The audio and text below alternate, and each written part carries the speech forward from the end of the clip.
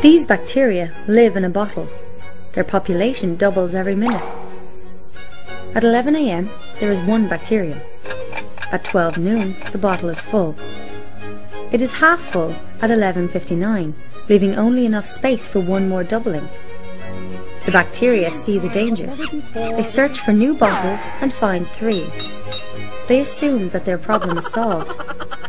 By 12 noon the first bottle is full. By 12:01 the second bottle is full. By 12:02 all the bottles are full. This is the problem that we face due to the doubling caused by exponential growth. When humanity began to use coal and oil as fuel sources, it experienced unprecedented growth. Even low growth rates produce large increases over time.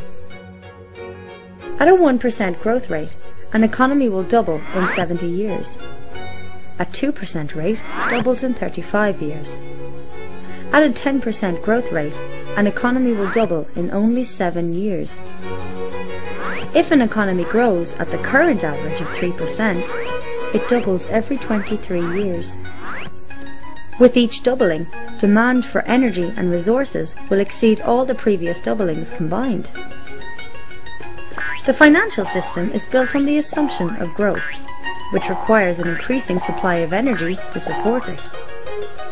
Banks lend money they don't have, in effect creating it.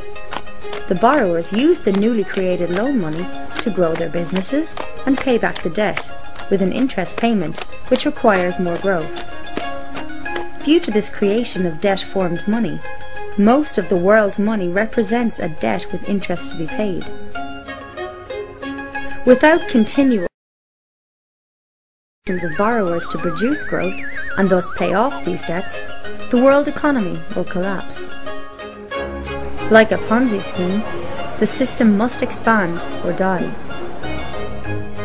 Partly through this debt system, the effects of economic growth have been spectacular in GDP, damming of rivers, water use, fertilizer consumption, urban population, paper consumption, motor vehicles, communications and tourism. World population has grown to 7 billion and is expected to exceed 9 billion by 2050. On a flat, infinite Earth, this might not be a problem. However, as the Earth is round and finite, we will eventually face limits to growth. Economic expansion has resulted in increases in atmospheric nitrous oxide and methane, ozone depletion, increases in great floods, damage to ocean ecosystems, including nitrogen runoff, loss of rainforest and woodland, increases in domesticated land, and species extinctions.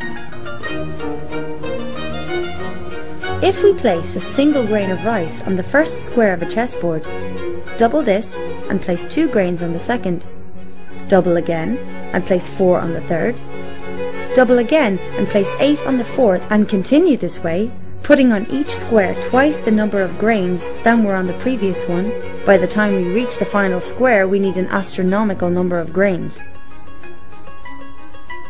9 quintillion, 223 quadrillion, 372 trillion, 36 billion, 854,776,000 grains. More grain than the human race has grown in the last 10,000 years. Modern economies, like the grains on the chessboard, double every few decades. On which square of the chessboard are we? Besides energy, civilization demands numerous essential resources: fresh water, topsoil, food, forests, and many kinds of minerals and metals. Growth is limited by the essential resource in scarcest supply. A barrel is made of staves, and like water filling a barrel, growth can go no further than the lowest stave, or the most limited essential resource. Humans currently utilize 40% of all photosynthesis on Earth.